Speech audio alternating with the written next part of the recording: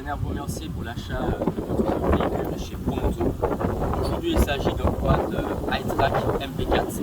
C'est un quad électrique, alors on va s'attarder à tout ce qui touche à l'électricité. Donc, il faut savoir que les quads électriques ne supportent pas que la batterie soit déchargée à fond. Donc, n'attendez pas. De toute façon, vous avez quelques voyants au compteur qui vous indiquent la charge, la hauteur de charge. Mais dès que vous sentirez une perte de puissance de votre quad, cela voudra dire qu'il faudra recharger le véhicule. Prévoyez environ 5 heures de charge complète et en roulant à peu près à 45 km/h, vous pourrez rouler sur à peu près 25 km. Lorsque la charge de votre véhicule est complète, vous verrez de toute façon un voyant ici s'allumer vert fixe. Pour recharger, vous avez votre câble que vous branchez sur le secteur.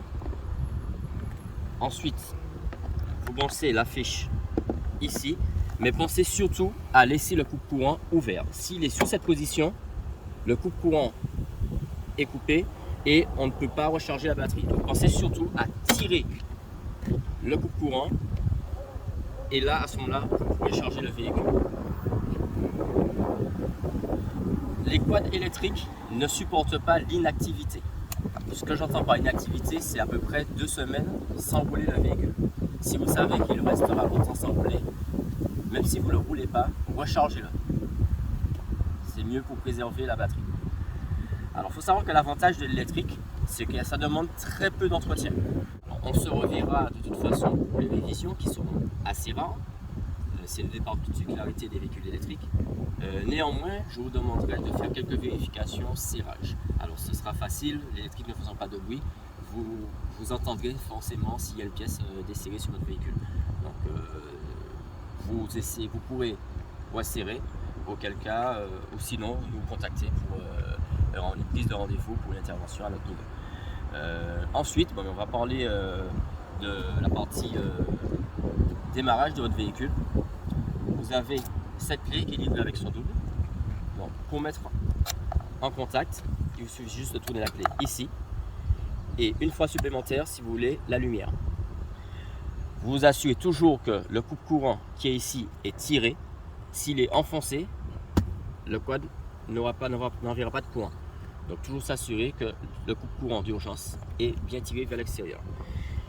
Ensuite, vous avez le klaxon, les clignotants, comme tout autre véhicule. Ici, vous avez vos feux de détresse. Si vous voulez mettre le phare ou le feu de croisement. Pour le freinage, vous avez 2 endroits pour freiner. Vous avez la pédale de frein qui est couplée avec l'avant. Vous avez le frein ici, avant. Mais celui-ci, à n'utiliser qu'en cas de stationnement. C'est un frein de parking. Il n'est pas à utiliser en roulant. C'est marqué de toute façon ici, only for parking. Donc pour freiner le véhicule en roulant, c'est uniquement au pied et main gauche. C'est tout. Et lorsque vous voulez stopper votre véhicule, mettre le frein à main, c'est juste ici, vous appuyez fort et vous clipsez. Et pour déverrouiller, il suffit juste d'appuyer sur le frein, ça se déverrouille tout seul. Une fois que vous avez mis en contact, D c'est pour la marche avant et R pour la marche arrière. Et lorsque vous êtes sur le point mort, ça n'avance pas.